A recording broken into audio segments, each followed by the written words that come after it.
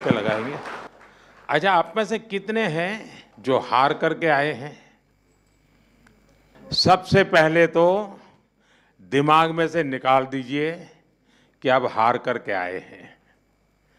आप देश का झंडा ऊंचा करके आए हैं और आप कुछ सीख करके गए हैं।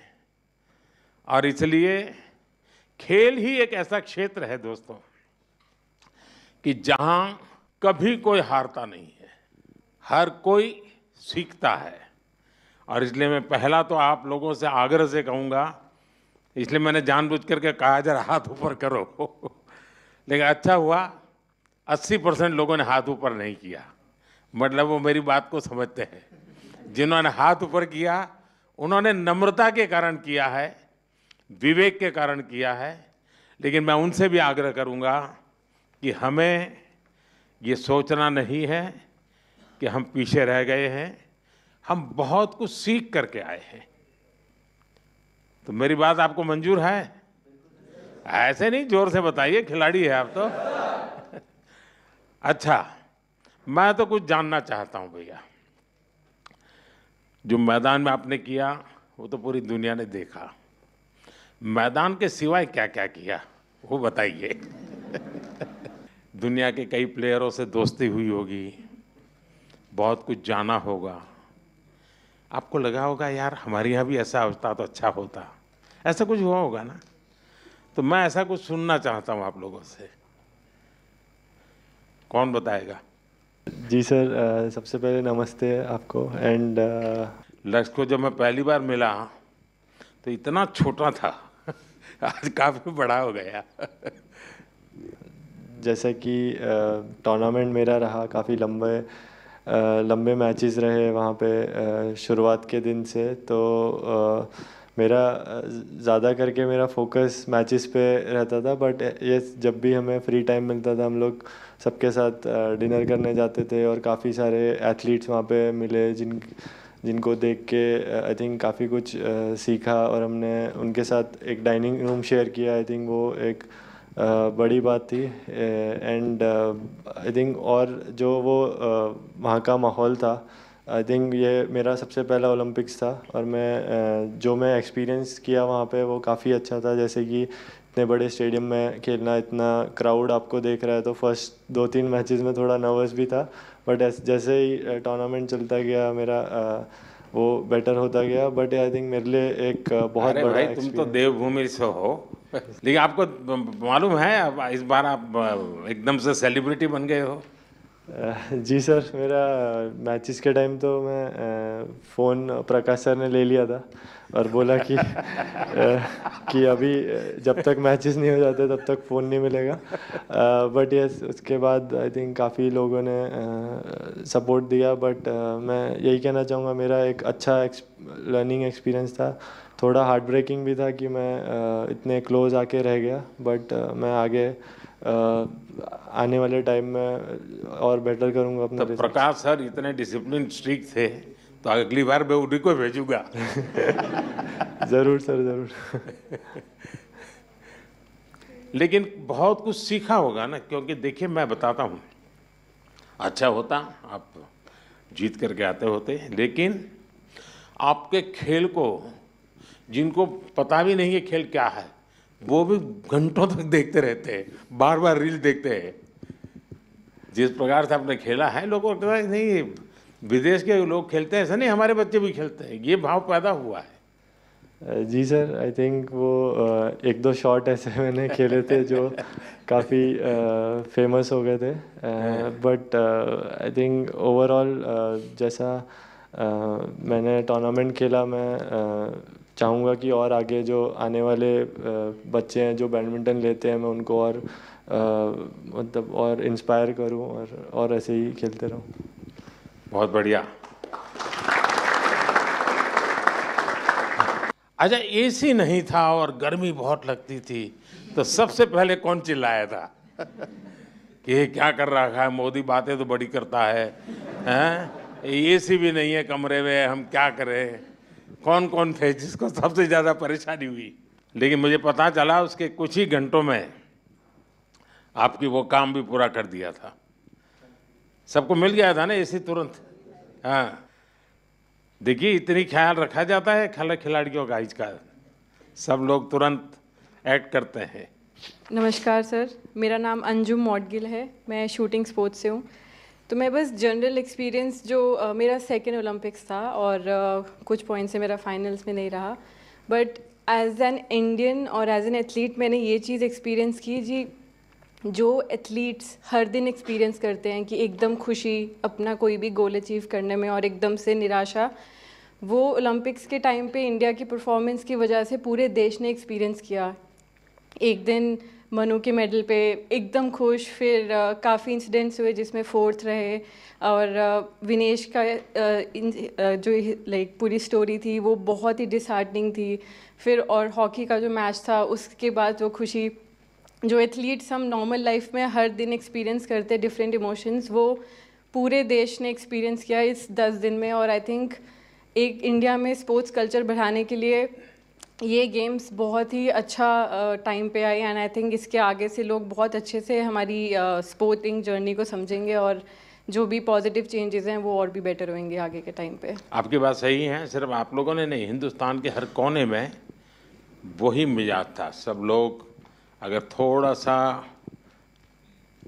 हल्का फुल्का दिखता तो यहाँ बेचैन हो जाते थे।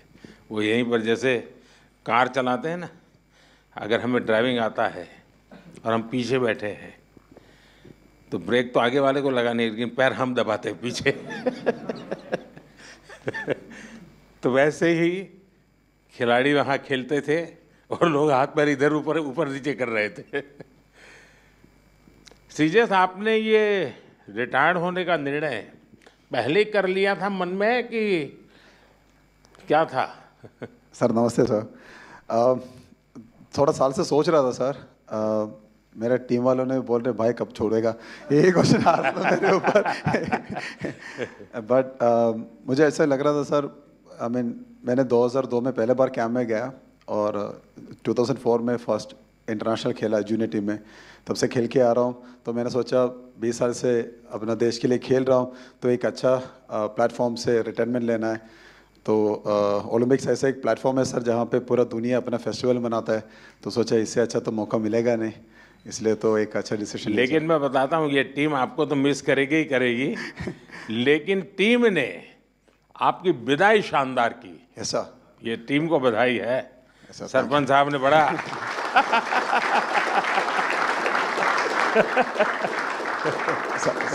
सच में सर ऐसे एक हम सपना ही देख सकता है सर, क्योंकि हमारे लिए थोड़ा हार्ड था जब हम लोग सेमीफाइनल हार गए थे, क्योंकि ये टीम इस बार जब पेरिस के लिए गया था हमारा उम्मीद इतना था कि हम लोग फाइनल खेलेगा या गोल्ड के लिए हम लोग लायक है। बट जब सेमीफाइनल हार गया एकदम से थोड़ा दर्द लगा सबको। बट आखिर जब लास्ट मैच के लिए हम लोग उतरा था तब सब लोगों ने ये बोला कि यार ये मैच श्रीबाई के लिए जीतना है। तो मेरे लिए तो सबसे गर्व की बात यही है सर, क्योंकि इतना साल का जो मेहनत अपना देश के लिए किया है, ये भाई लोगों ने मेरे लिए साथ दिया, मेरे साथ दिया, और हम लोगों ने, मैंने स्पेशली वो पोडियम से अपना टीम को थैंक यू बोला और गुड बाय बोला सर। अच्छा मुझे बताइए भाई, जब ये आपको ब्रिटेन के सामने 10 लोगों के भरोसे लड़ना था तब क्या इन्हें शुरू में ही डिमोरलाइज हो गएंगे? सरपंच साहब जरा बताइए। कुछ तो हुआ हो, क्योंकि ये बड़ा कठिन था। नमस्कार सर। जी बिल्कुल सर, काफ़ी कठिन था क्योंकि पहले ही क्वार्टर में गार्ड हो गया था हमारे प्लेयर को, एंड बट आई थिंक जो कोचिंग स्टाफ है हमारे, उन्होंने काफ़ी हेल्प की है हमारी, और हम विजुअलाइज करते थे कि हर सिचुएशन को, क्योंकि ओलंपिक में कुछ भी हो सकता है सर सरप्राइजली।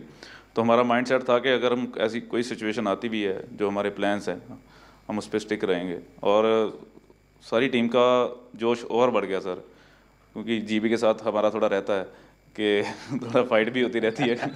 तो वो मेंटालिटी थी कि इनसे 150 साल से चली आ रही है। हाँ सर, वही सर, हम परंपरा निभा रहे थे। तो बिल्कुल ये सर और था कि मन में कि नहीं हम ये मैच जीतेंगे आज। तो बहुत अच्छा रहा कि 1-1 ड्रा रहा सर, उसके बाद शूटर पे हम जीते हैं। तो एक वो, क्योंकि ये ऐसा कभी सारी हिस्ट्री में नहीं हुआ सर ओलंपिक में। एंड एक और खुशी की बात थी कि हमने जो ऑस्ट्रेलिया को हराया सर, वो भी हमारे लिए बहुत बड़ी बात थी कि 52 ईयर्स के बाद हमने बड़े प्लेटफॉर्म में ऑस्ट्रेलिया को हराया। वैसे भी आपने सारे रिकॉर्ड तोड़े हैं 52 साल के। जी जी सर। 2 बार ओलंपिक में बार लगातार, ये भी बहुत बड़ा काम है। जी सर जी। आप तो भाई यंगेस्ट से नमस्ते सर जी। हैं, सब कहते होंगे कि ये मत करो वो मत करो, और आप थोड़े डर जाते होंगे। इस कम उम्र में जी बहुत बुरा समय देखा जी मैंने। तो मेरे मम्मी पापा 10 साल के छोड़ के चले गए थे, देश को सौंप गए थे। फिर बस यही सपना था कि उनका ओलंपिक में मेडल लाए, और मेरा भी यही सपना भाई ओलंपिक में मेडल देना देश को। तो बस यही सोच के प्रैक्टिस करते रहे, और टॉप से और साई और रेसलिंग फेडरेशन WFI का भी बहुत योगदान रहा जी इस मेडल में। तो अभी मूड क्या है? अब बहुत अच्छा है, अच्छा लग रहा है। कोई पसंद की चीज घर आके खाई कि नहीं खाई? अभी तो घर गए ही नहीं जी। घर गए नहीं? हाँ जी। तो हमें बोलते तो हम बर्बाद देते कुछ भाई। घर जाके चूर में खाएंगे जी। अच्छा। अच्छा, जैसे हमारे सरपंच साहब का निकनेम है, ऐसे आप में से और कौन है जिसके ऐसे ही निकनेम है? प्रणाम सर, मैं श्रेयसी सिंह हूँ और वर्तमान में बिहार से विधायक भी हूँ। तो सब टीम के सब लोग विधायक दीदी करके विधायक बुलाते कहते हैं। जी सर। तो सरपंच भी है, विधायक भी है। अच्छा, आप में से मैंने देखा है कि इन दिनों काफ़ी समय मोबाइल पर चिपके रहते हैं, ऐसा है क्या? सही है मेरी जानकारी?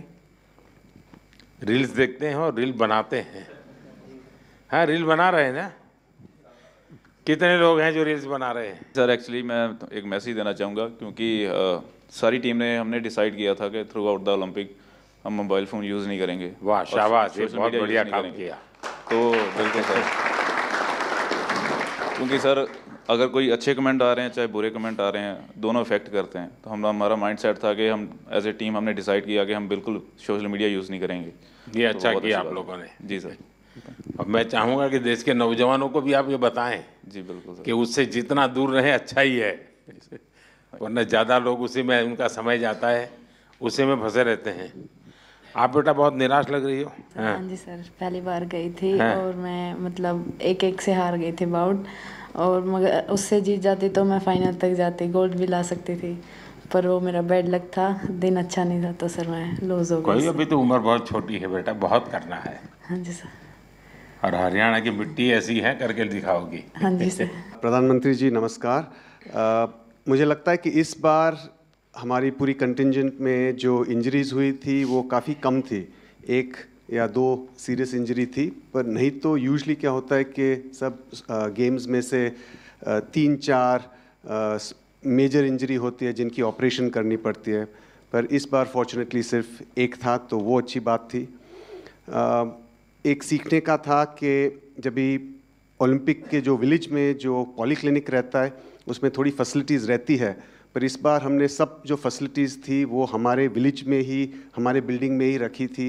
और इसलिए काफ़ी एथलीट जो थे वो उनका जो कुछ भी रिकवरी करना था, इंजरी मैनेजमेंट करना था, प्रेपरेशन भी जो करना था, वो बहुत ही आसानी से कर सके। आई थिंक बहुत सारे एथलीट को वो वो प्रेफरेबल था, और आई थिंक उससे एटलीस्ट वो कॉन्फिडेंस था कि हमारे पास सब कुछ है।